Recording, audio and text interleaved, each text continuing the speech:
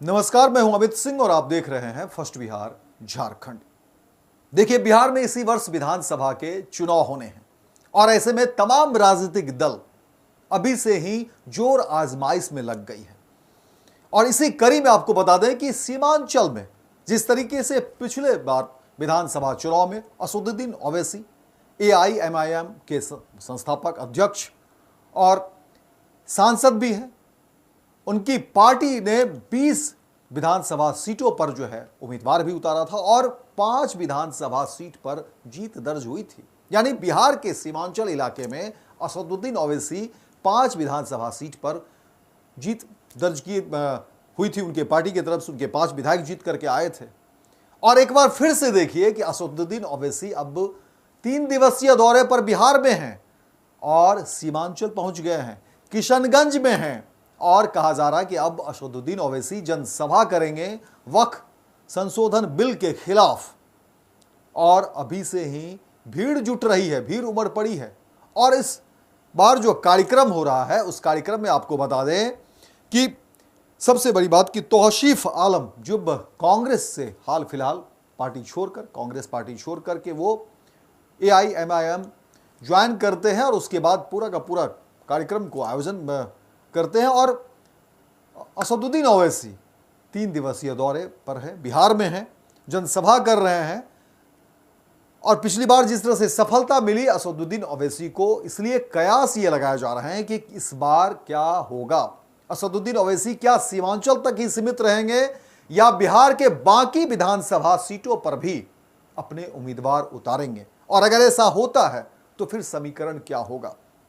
क्योंकि देखिए, पिछले दफे जिस तरह से 5 विधानसभा सीट पर जो है जीत दर्ज हुई थी असदुद्दीन ओवैसी की, और ये जो सीट है आपको बता दें किशनगंज में जिस तरीके से असदुद्दीन ओवैसी ने जो जीत दर्ज हुई थी असदुद्दीन ओवैसी की पार्टी के, जिसमें आपको बता दें कि अमौर, बायसी, कोचाधाम, जोकीहाट, बहादुरगंज।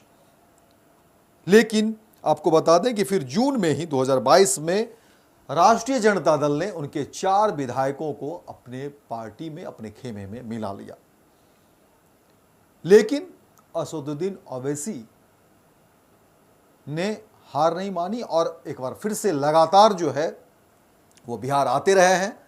सीमांचल में बड़ा गढ़ कहा जा रहा है कि सीमांचल में बड़ा जनाधार जो है ओवैसी का है। लेकिन सबसे बड़ा सवाल कि क्या इस बार बिहार विधानसभा चुनाव में असदुद्दीन ओवैसी सिर्फ सीमांचल तक ही सिमट कर रहेंगे या बिहार के तमाम विधानसभा सीटों पर उनकी नजर होगी? क्या तब अलग अलग विधानसभा सीटों पर भी वो अपने उम्मीदवार उतार सकेंगे? और फिर अगर ऐसा होता है तो फिर समीकरण क्या होगा और नुकसान किसको होगा? क्योंकि जाहिर तौर पर जिस तरह से बिहार की आरजेडी दावा करती है कि एमवाई समीकरण हमारा इंटैक्ट है, तो फिर ये नुकसान कहा जा रहा है कि क्या आरजेडी को नुकसान होगा असदुद्दीन ओवैसी के आने से? और इसका फायदा किसको होगा? क्या इसका फायदा एनडीए को होगा? ये कई सारी ऐसी बातें हैं जिसको लेकर के जो है चर्चा तेज हो गई है। लेकिन आपको बता दें कि बिहार में असदुद्दीन ओवैसी ने एंट्री ले ली है, 3 दिवसीय हालांकि दौरे पर है, और वक्फ संशोधन बिल के खिलाफ असदुद्दीन ओवैसी की जनसभा वो होनी है। इसी को लेकर के कहा जा रहा है अभी से ही काफी भीड़ जो है जुट रही है। लेकिन तैयारी चुनावी है क्योंकि बिहार में इसी वर्ष विधानसभा के चुनाव हैं और ऐसे में असदुद्दीन ओवैसी का बिहार आना और बिहार में सीमांचल के किशनगंज पहुंचना कहा जा रहा है कि अपने जनाधार को टटोलने की कोशिश, बिहार विधानसभा से पहले एक बड़ा मैसेज देने की कोशिश असदुद्दीन ओवैसी की कि आखिर बिहार में विधानसभा चुनाव में क्या स्थिति है, किस तरह के जमघट है, क्या लोग चाहते हैं और किस तरह से उम्मीदवार उतारे जाएं। तमाम संगठन को लेकर के चर्चा, कई सारी बातें निकलकर सामने आ रही है। देखना दिलचस्प होगा असदुद्दीन ओवैसी क्या कुछ इस बार रणनीति बनाते हैं बिहार की राजनीति को लेकर के, क्योंकि असदुद्दीन ओवैसी को एक बड़ा जो है तबका का वोट मिलता है जिसका कहीं ना कहीं आरजेडी से बड़ा जुड़ाव है। क्योंकि आरजेडी जिस तरह से दावे करती है, एमवाई समीकरण का दावे करती है, दम भरती है, और अगर मुस्लिम वोट बैंक अगर उधर शिफ्ट होता है असदुद्दीन ओवैसी की तरफ, तो इसका नुकसान कहीं न कहीं आरजेडी को होगा, तेजस्वी यादव को होगा और इसका सीधा फायदा एनडीए को होगा।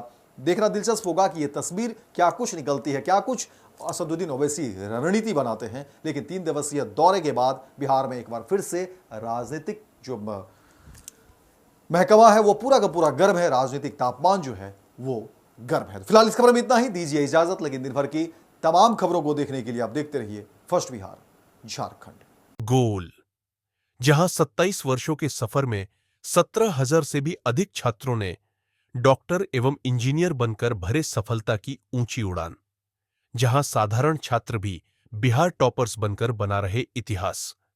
दूरदर्शी शिक्षाविद श्री बिपिन सिंह के मार्गदर्शन में मेडिकल एवं इंजीनियरिंग के लाखों छात्रों के लिए आशा की किरण के रूप में गोल, द रिजल्ट फैक्ट्री